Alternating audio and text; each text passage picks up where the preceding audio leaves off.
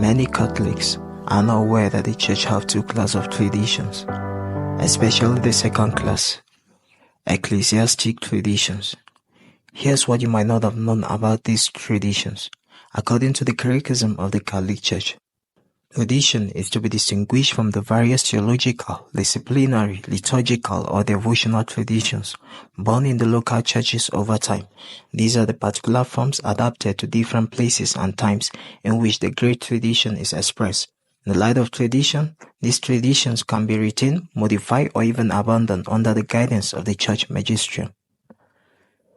Here are key important things to know about these traditions. Firstly, these traditions can be retained or modified. That is, they can be changed or altered by the church magisterium. Secondly, these ecclesiastic traditions can be abandoned. This simply means they can be disposed of. Thirdly, they were born from the local churches over time. This means that the fundamental source and birthplace of this tradition is that they came from the local churches at various times in history. Ecclesiastic traditions were adapted from different places and times. This shows that these traditions gradually evolved from different places at various time periods in history. You might ask, what then are examples of these traditions as given by the Catechism of the Catholic Church? These traditions include theological discipline, like clerical celibacy. These have to do with the priests and other clergymen not marrying.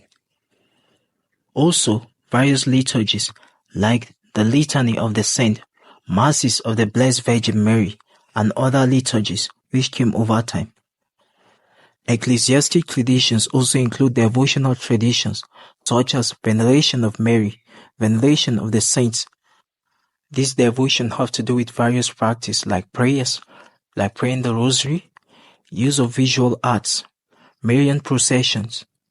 These devotional practices also include songs, praise, and hymns, feasts, pilgrimage, and other acts done in honor of the saint and the Virgin Mary. We can confirm this truth by history. You can check the link in the description to verify the source of these historical references.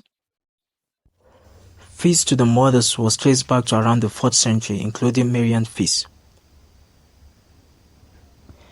The tradition of honoring Mary by venerating images of her goes back to the 3rd century. The practice of asking for the saint's intercession can be found in Christian writings from the 3rd century.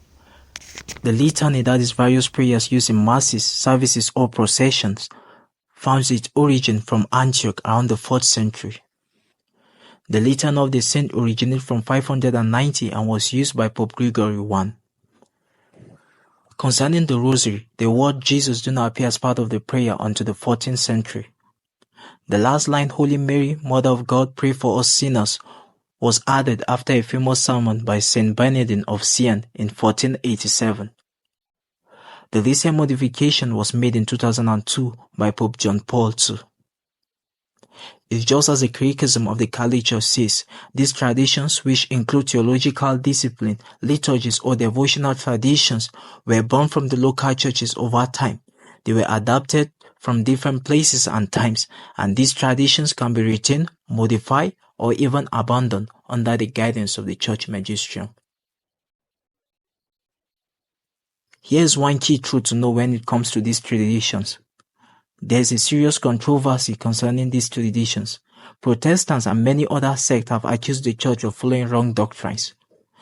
They say that since these traditions were not taught by Jesus nor his first 12 disciples, it then indicates that it is a different gospel other than the one first preached, and also that these traditions are not God's will. They also argue that since these traditions are not God's will and is a different gospel, it set aside God's words and his commands. You might be wondering, why am I bringing up all these things? Here then is the reason. These controversies have to do with the salvation of one soul, for both sides claim that the other are in error and will go to hell unless they change. Whenever there is a controversy concerning the salvation of men, there is only one truth. This is a matter of life and death of one's souls. Making the wrong conclusion and choosing the wrong side will mean eternal condemnation. There is a need to judge rightly, for many fail to discern this subject rightly. Take for instance, if everyone in other religions like the Jews, the Muslims, will judge holding to the mindset that their own side is the truth, then how can they who are in the wrong side come to the truth? Except they stand in the middle without taking side to judge which is truly the truth. It's like judging a case between two people in which one of them is your friend. Because he's your friend, you judge in his favor, rather than stand in the middle to judge who is truly right. That is exactly what many do. When they judge this subject, they still hold to one side, simply because that's the side they belong to or were raised with since childhood. To get the truth, we must not take side but rather stand in the middle, taking the view and argument of both sides to discern for the truth. We must go only after the truth. For this have to do with the salvation of one's soul. It's a matter of life and death. We can't take the risks of judging wrongly and choosing the wrong path. I have created 6 more videos with the help of God to help many discern and get the truth. Taking the arguments of both sides and digging deep to what is written in the Catechism of the Catholic Church, the Bible, and the teachings of the early church fathers to discern and get the truth. Watch these 6 videos according to their logic order from this channel, or you can download all of them from the link in the description.